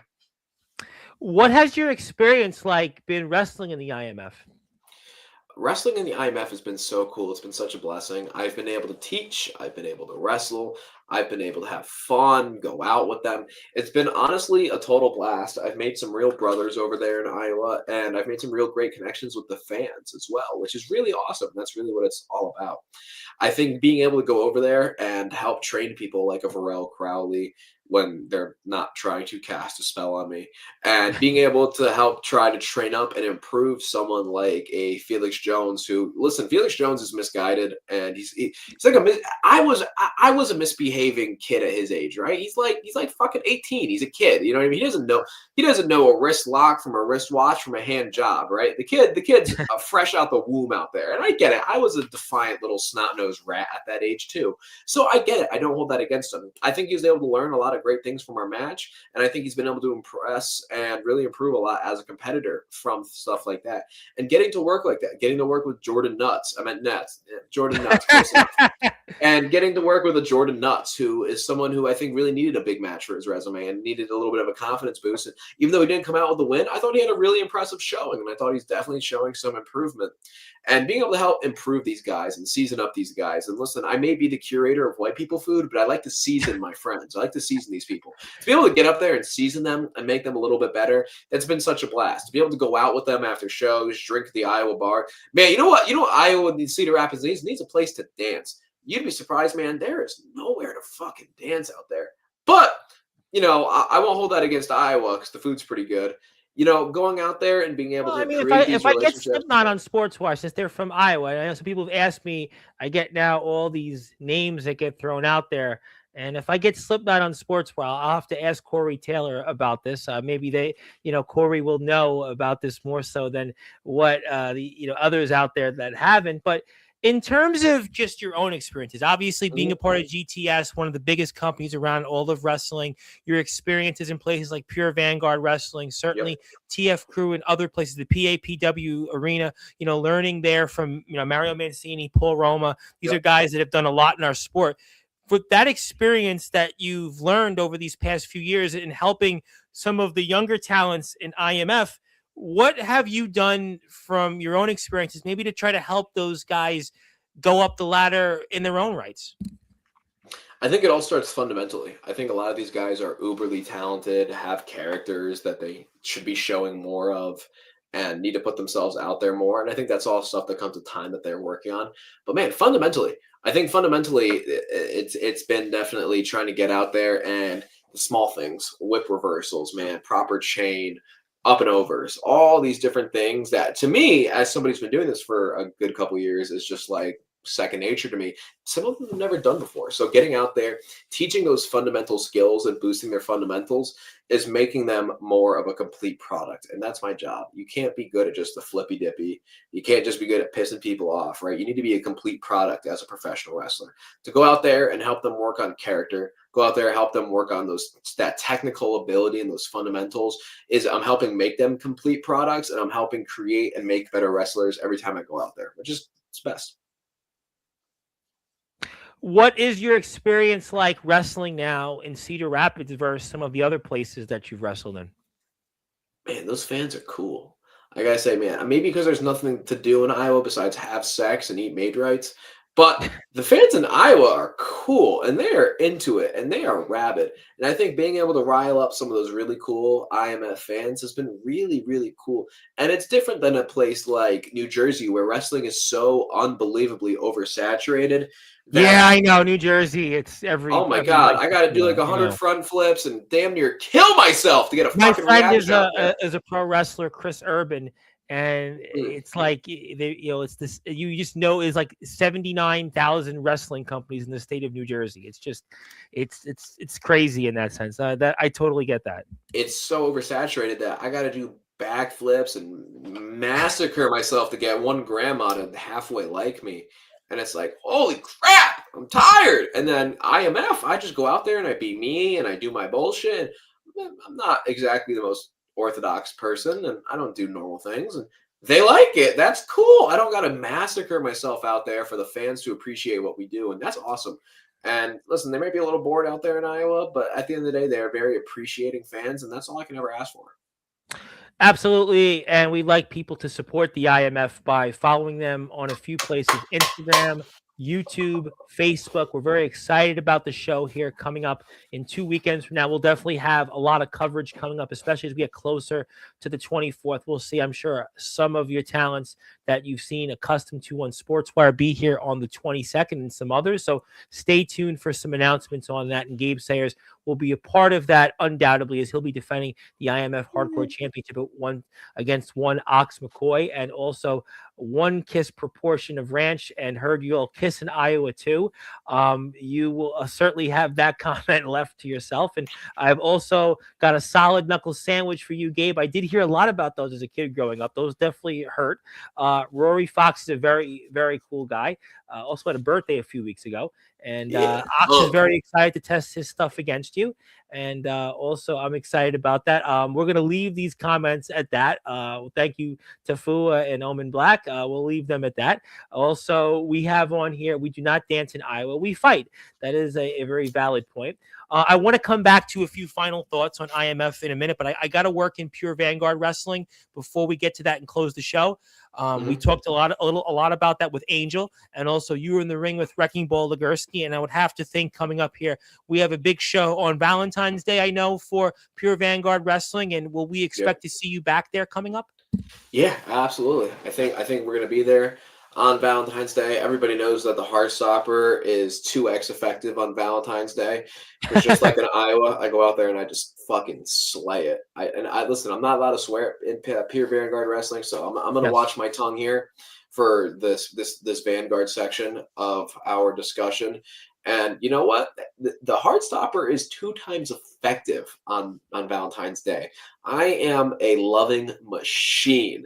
And on Valentine's Day, in my home state, I'm going to be giving out some love. I got a lot of love to give out, Tom. And I've also become a lot clearer in the head at Pure Vanguard Wrestling. I was running with Angel for a second over there. I was like, oh, let's hang out. I learned the hard way that hanging out with a guy that doesn't take showers in the locker room gets you hated for a lot of reasons. But I'm learning, I'm improving, and I'm growing. And on Valentine's Day, I got a lot of love to give all over Pure Vanguard Wrestling. Well, that we'll certainly see. I know Rad Dad is a part of that. The champion Randy Shawn and Angel talked about, which I'll leave Angel to that. He had talked about that he wants championship gold in Pure Vanguard Wrestling. You'll have to stay tuned, Of course he and does. that's the schedule in Pure Vanguard Wrestling. And Valentine's Day, we'll see action resume. Also, shows coming up in April, June, August, October, and November at the Boys and Girls Club. And I'll come back to TF Crew here before we come to IMF and final thoughts. And I have to ask you about the big show that we have in Milford, and Angel spoke about it. I know we don't have a date yet. You'll announce it after Syndicate Siege, but I think that's a great thing for the wrestling community and what you're doing out there for the Boys and Girls Club. Yeah. I think one other thing I think you should definitely take a little note of is also the Vanguard Sportatorium. Some real big things happening with that, with in and out of Vanguard, and that's all I can leave at that for now. Okay. Do you have any final words first in TF Crew for your opponents here, the Murder, for those tag team championships? The Murder have disrespected something bigger than just me. Did more than just disrespected Hurt Mikey Anarchy. Is they've disrespected the entire company, running around thinking they own the place, running around being, Angels lackeys, not Angels lackeys, whatever, right? At the end of the day, on Sunday, the Murder are going to get hurt. This is not just about me and Mikey winning a match. This is about hurting the Murder and freeing the titles from the grasps of the Murder. That is not a threat. That is simply a promise. January 11th, I free the TF Crew from the shackles that are Richie the Madman and Chris Jackson. Do you have any final words for anybody that may watch this or in general have an interest in potentially coming out to the show? I think that if you have ever gone to a TF Crew show before, I think that this is one of those measuring stick style shows that is going to show you how much we've grown and how much that we can and will grow. I think you compare this show to the Backyard Bash, or even compare this show to a North Haven Massacre or a Death Row. Yes. It's going to be night and day, and I think that's the beauty of it. Insane talent. The Cheenies, Rad Dad, Wrecking Ball, Cheeseburger, but also some of the best up-and-coming talent in the entire scene, in guys like Corey Duke, Caster. Like, we have such a diverse, talented team of wrestlers here at the TF Crew that you're gonna see Cheeseburger, who is on Ring of Honor. But you're also gonna see Leonidas, who is one of the best up and comers in Connecticut. I think that it's really cool at the TF Crew how well we are able to diversify talent and also push our guys that are working their ass off to be better in every single match that they have, and give them opportunities to grow in every single match that they have. Absolutely. And that's why you need to go out here one more time before we transition to the IMF to please support the TF Crew. You can do that on YouTube, Instagram, and if you want to go on Instagram, that's where you can get more information on buying a ticket. The show will take place at the Lincoln Room in beautiful Bristol, Connecticut, now the home of also the TF Crew. In addition to ESPN, TF Crew is the Connecticut leader in wrestling, just like ESPN is the worldwide leader in sports. And you can watch the show for only $15. The doors open at 2:30. Get there a little bit before that.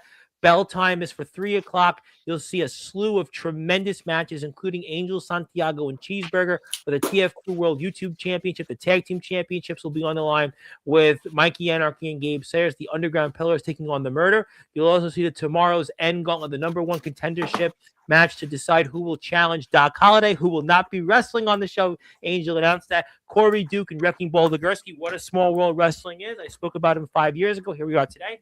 Bloodsaw and a mystery opponent against the Cheenies. I'm really excited about that match. We've also got Francesca Chini and Emily Sexton. We talked a lot about that history, and also just announced for the Mat Pro Grand Championship. We know what Rad Dad went through to win that championship. Now he's only got a 25% chance of retaining it. He'll be defending against the worldwide renowned Mark the Shark. We've also got Jimmy Controversy, a man we know very well, and of course Leonidas. So please, the Controversion. Yeah. Well, you said it. I'm going to leave that at that. But we'll get to some more comments. But I do want to give you the opportunity now. Do you have any final words for Ox McCoy before the 24th? Ox McCoy, you are a legend in the Midwest, and you are somebody that I am so excited to house on my resume. Like I said, you'll never just be a hurdle. You'll never just be an obstacle in my way. But Ox, you are going to make my IMF Hardcore Championship run the greatest of all time when I begin it by beating you and retaining the title January 24th. Ox, I love you. I think you're a great human. I think you're a great worker. I think you're a great person, a great father. But none of that's going to matter when it's just me and you and a pile of weapons in the way. Because frankly, this isn't the Midwest. I don't care about Missouri. I don't care about Texas. I don't care about any of that. The home of deathmatch wrestling in the United States is on the East Coast. I hate to break your heart. I've seen it. I've done it. I lived it, Ox. So you may think that you've been in the game for a long time, but this isn't a game to me. This is real fucking life. And you're going to see that January 24th when I am still your IMF Hardcore Champion. And if fans bring the weapons match, nevertheless, that certainly throws a wrench into this, and we'll see who it benefits. I think that'll certainly be a very interesting question that we'll be pondering over the next 2 weeks. And this will take place on January 24th. But you know that we'll have plenty of coverage here on Sportswire, especially as we get closer to the lead up. And Gabe Sayers will be wrestling against Ox McCoy. And there's the wild card, Varel Crowley, especially we know with the heavy heart that Varel has right now for her grandfather. Maybe that'll be a factor in her outside the ring. I don't know. We also know we got a slew of other matches. I mean, Rory Fox, who Gabe just wrestled, will be out there against Austin Bayless. We've got Soldier and Felix Jones, Il Drago's in action, and a lot of other stuff. And the tag team championships are defended again. You know, Sean Jovi will have plenty to say about that once again. But please support the IMF on Instagram, YouTube, and we'll get to final thoughts here. Before I do that, I have some more comments, which, speaking of which, to be serious for a moment, Gabe, I respect and love you, but I have to get that title back. I have to prove to everyone and myself that I am the baddest around between Mississippi and the Missouri, and I am the measuring stick of ultra violence in the Midwest. Doc Holliday is here after all. See, everybody lets in Doc. You know what I mean? Yeah, he's big on TikTok now, by the way. Very big on TikTok. Also, Varel has this to say. I've got something for you, Gabe, and also something for you, Ox. Looking forward to the 24th. Who knows there? Will be a treat. And a piece of candy. That could be the case. There you go. Thank you, Doc. Doc loves Halloween. And hey, the countdown's getting there. I'll see you on the 24th, Varel. Please support the TF crew on YouTube as well. Give them a sub. Give them a follow on Instagram. Somebody else that knows you also is a fan that shows up to the arena. Would like to say Gabe in caps locks. And before we sign off, is there anything else you want to plug or promote before I give you the floor? Tom, I want every single person watching this, everyone who participates in this community, to simply know that every single day we should be taking a step forward to better ourselves and better the community that we reside in. Whether that's in the TF crew for me, whether that's anywhere I go in my travels, anywhere I work, I am constantly working to improve myself, improve my community. I do that with social media. I do that with wrestling. I do that when I train. I do that as much as I humanly can. So I'm not going to plug anything else. I'm not going to advertise anything. Well, I'm going to plug your Instagram because I appreciate that. Well, because there's a reason why I'm going to do that, because you were close to monetization on Instagram, 10,000 followers. You're actually not that far from there now. I mean, nope, so we're getting close. Isn't that crazy? You're going to get there, because I remember you had what, like 1,700 2.5 years ago. Now you're at 8,000 plus, because you certainly hit the jackpot, but now you'll get the 10,000, you'll get monetized. And I would really encourage people to follow Gabe on Instagram.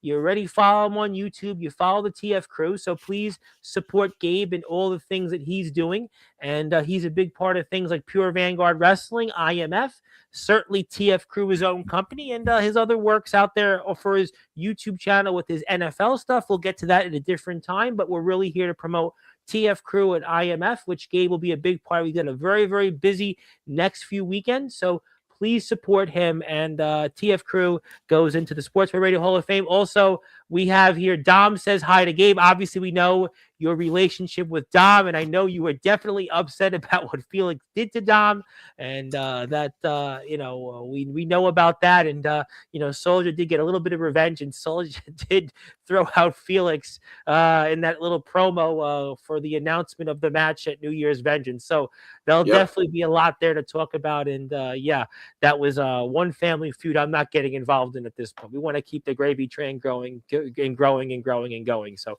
we'll leave that at that. But my friend, I know you got to run. You're a very busy man. I want to thank you so much for your support. Thank you for the opportunity to talk about your company and all the great things you're doing in these other places. And I want to congratulate you on the success upcoming for Syndicate Siege, despite some of the things you may feel about Angel. But nevertheless, I'm excited to see what the future holds for you and all the great companies out there, including IMF and certainly Pure Vanguard Wrestling. Anywhere else we might see you. And thank you as always. And Happy New Year. And hope to see you soon. Thank you again, Tom. It's a pleasure. It's an honor. Your contributions as a sponsor, but even your contributions and just letting us come over here and have a platform to talk about our stuff on. Hey, we wouldn't have the big boys without you guys. I mean, I keep putting that out there. I mean, I wouldn't have, the big names without you. I mean, big names wouldn't have anywhere to go to talk if there wasn't you, Tom. So it's a two-way street. I know. In wrestling, maybe I'll let you get with that, but I can't say that with Gus G and people like David Ellison. They'll find somebody else. I mean, I appreciate you for saying that, but we appreciate that. It was very nice of you to say. You give us the platform, and we are all immensely grateful. No. Thank you, Tom. Thank you. Your contributions in and out do not go unnoticed, and I cannot wait to put on a great show for you. No, you guys definitely will, and I'm really excited about the work, and I want to thank Rick for the kind words he had to say about you guys and letting me share that on the air. And we're really excited about the future of the TF crew, and please support the guys. And also, I wanted to throw it out there. This was Parade Magazine before we came on the air, and they had a little article about Sportswire Radio and some different things. So they were kind enough to share that, and we appreciate everybody for their support for helping us get there. So please support, most importantly, Gabe Sayers and the companies he represents, such as TF Crew, NEW. I'd like to shout out NEW as well for their great work and Resolution. And I'm sure we'll talk about that at a different time, and a lot to get into. Yes, we'll get into that. I definitely got to get into that very soon. And but most importantly, TF Crew, IMF, and Pure Vanguard Wrestling. And that is Gabe Sayers. He will be in action coming up here this Sunday. He'll be in action alongside Mikey Anarchy against the TF Crew World Tag Team Champions, The Murder. He'll also be in action defending his IMF Hardcore Championship against Ox McCoy 2 Saturdays from now here at Cedar Rapids. Backyard Barbecue is also a sponsor. Please support them. Kiera's Comfy Creations.